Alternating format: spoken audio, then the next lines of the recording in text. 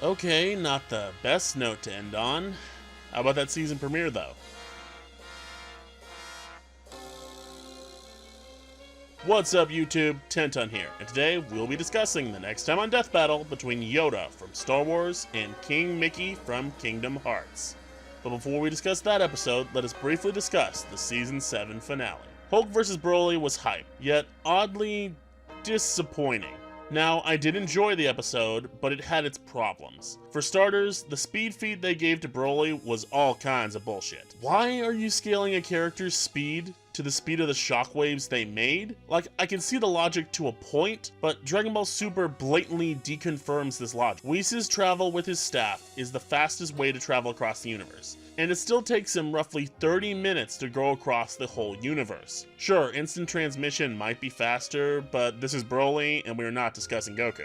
We don't know if Whis' travel time is related to his own stats or some ability of the angels, but regardless, Broly is not even comparable to Whis, so it doesn't really matter. Now, is Burley faster than light? Yes, certainly. But DBZ being as vague as it is makes it hard to calculate anything definitive. Besides that speed feat, the character's stats were decently accurate. Broly is certainly around Beerus' level to some extent, and scaling him to Goku, Vegeta, and Gogeta made sense. Broly's flight and ki projectiles gave him notable advantages over Hulk, and Hulk's regeneration was a moot point when compared to Broly's raw destructive power. Disintegration is a Dragon Ball Z specialty, so there's no reason to think that Broly wouldn't be able to do the same. The fight was well done, there was some jank at certain points in the fight, and the ending felt a little weak. Them face smashing the multiverse was cool in concept, but it didn't quite work in execution. I wish they would have done more with it, and I kind of wish we would have seen something that wasn't just, hey, Hulk's dead now, okay, fight's over, hey, Broly, here's a deer, GG, see you next season, bye. Because that's all that fight really was at the very end, and I was like, you could have done something so cooler. And yeah, it's gonna be hard, darn near impossible to one-up what they did for Hulk vs. Doomsday. Hulk vs. Doomsday is still one of the best kills in the entire franchise, and we all knew they weren't going to one-up it, but I still wish they would have gone with something like remotely close to that. A season finale should leave the audience with an impactful moment. This one ended on a rather soft one, with Broly laying down next to the deer. Now, that's fitting for Broly's character, but again, this is a versus show. Having the ending leave an impression on the audience, in my opinion, is more important. That all being said, I agree with the outcome. I may have some issues with the scaling and parts of the animation, but this episode is still quite solid as a whole. Broly and Hulk felt in character considering the versions they were using, and as season finales go, you can do so much worse. This episode for me is about an 8 out of 10. Good, but flawed.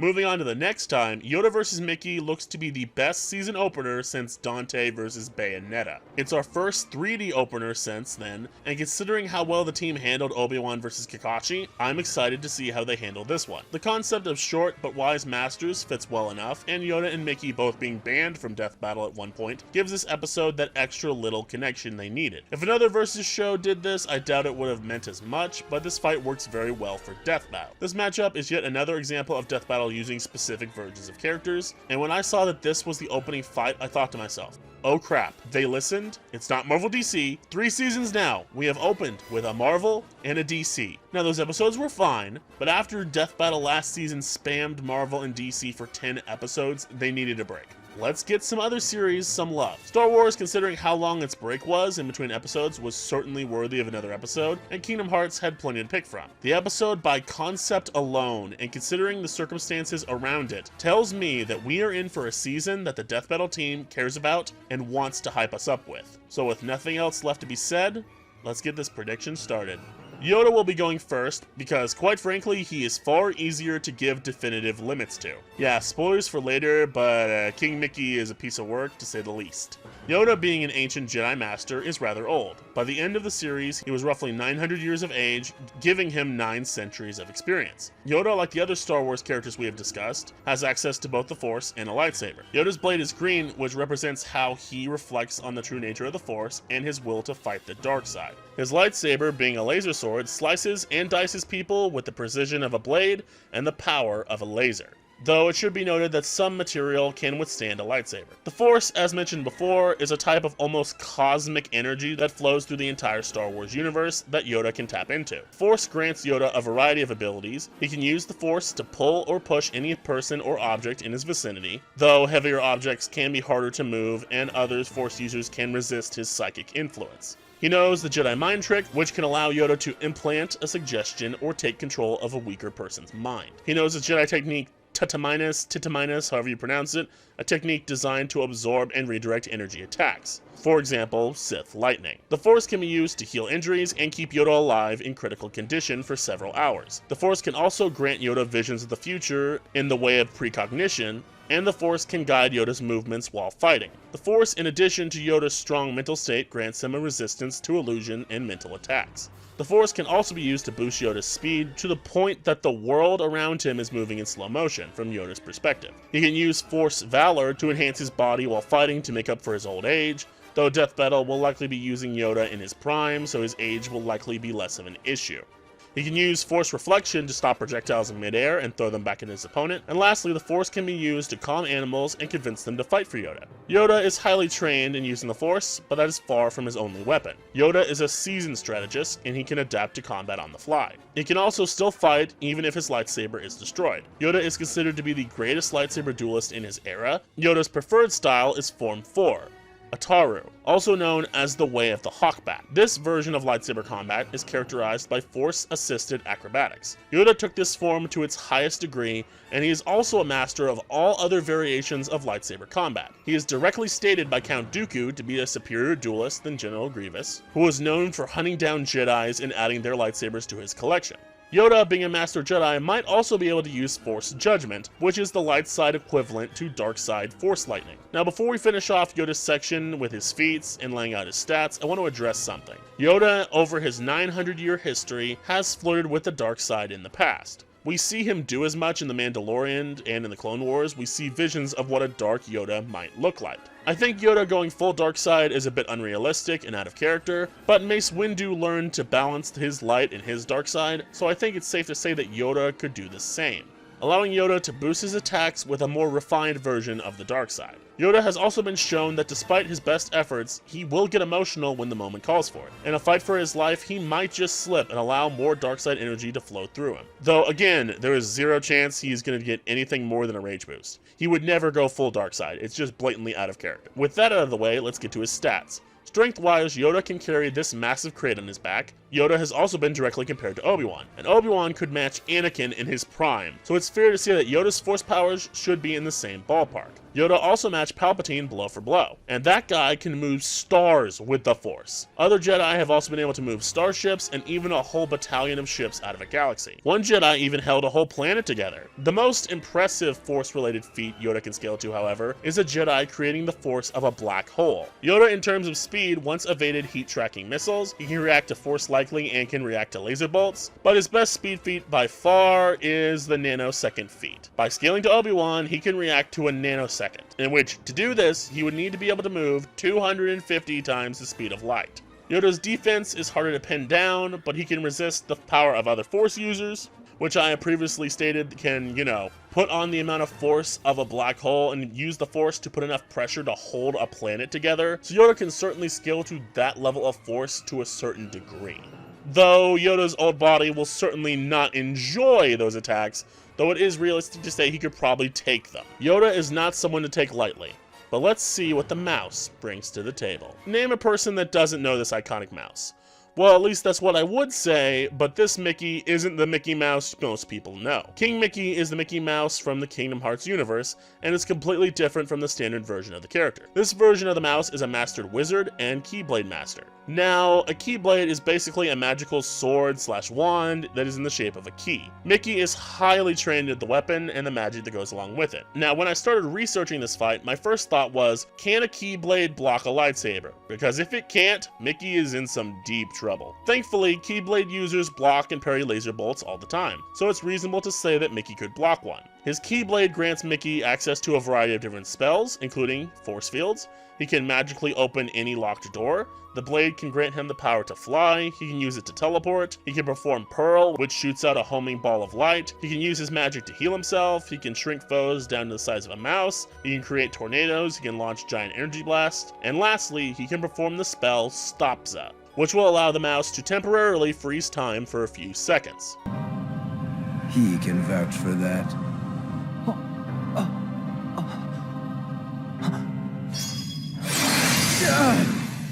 Stopza!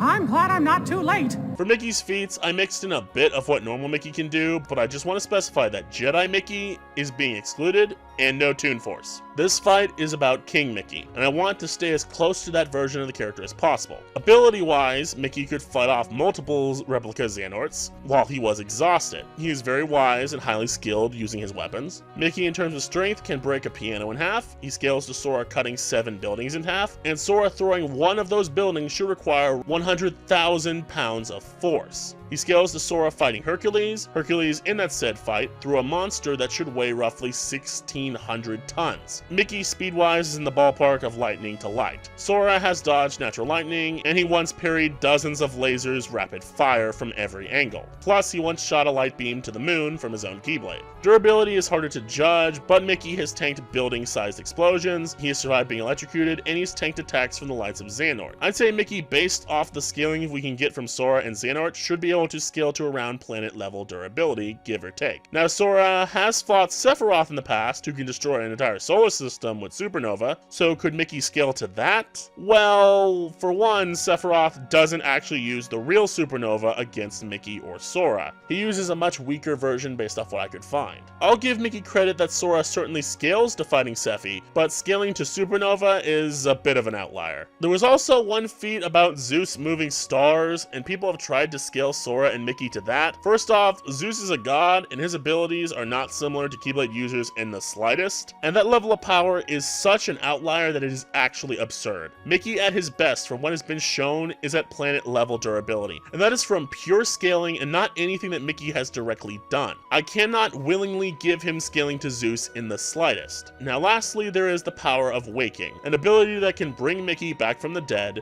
to a certain point in time. It's basically Byleth's Divine Pulse. And while Mickey has never been shown directly using it, as far as I know, but Sora has it, and Kingdom Hearts 3 was basically all about him learning how to use it. It is said to be something that all Keyblade masters should have access to, so Mickey could theoretically use it. Now, do I think Death Battle will give it to him?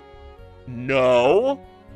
But you never know, so let's discuss it. The power basically gives an explanation to the game over screens and allows Mickey the ability to get info on Yoda through trial and error. However, Mickey cannot spam the ability or try to drastically change history with it, or he will cease to exist. Mickey's magic abilities also do have cooldowns, and he has a limited magic pool, but Mickey also has an item that basically gives him infinite magic, so the whole limit thing is kind of a moot point. Mickey's only real other weakness is the fact that he needs his hands to be free to cast certain spells. So we all know the Force can definitely screw with that. Now, with everything on the table, let's compare. Strength-wise, Mickey scales to more impressive physical hits, but the amount of pressure Yoda can put on Mickey's body using the Force is certainly more impressive. Yoda can also boost his physical attributes, so it is reasonable to say that Yoda could theoretically boost his attributes to fight on Mickey's level, at least for a limited time, or simply just try to avoid conflict with Mickey in general and just keep a distance and use the Force to hurt him, which, considering Mickey is so much slower than Yoda, that is certainly an option. Again,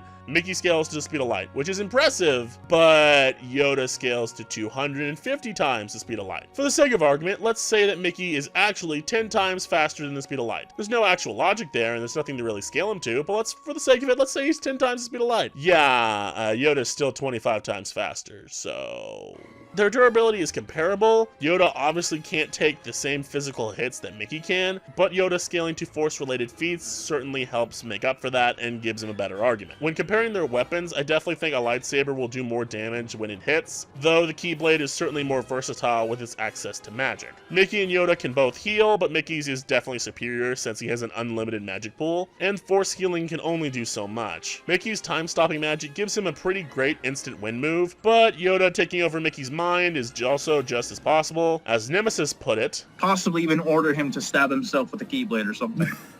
But, Kill yourself, you will. plus a good old-fashioned force choke can basically do the same thing. Or he could just crush Mickey's organs at any point. So when it comes to instant win moves, they both have them, but Yoda definitely has more options, so I definitely give him more credit in that regard.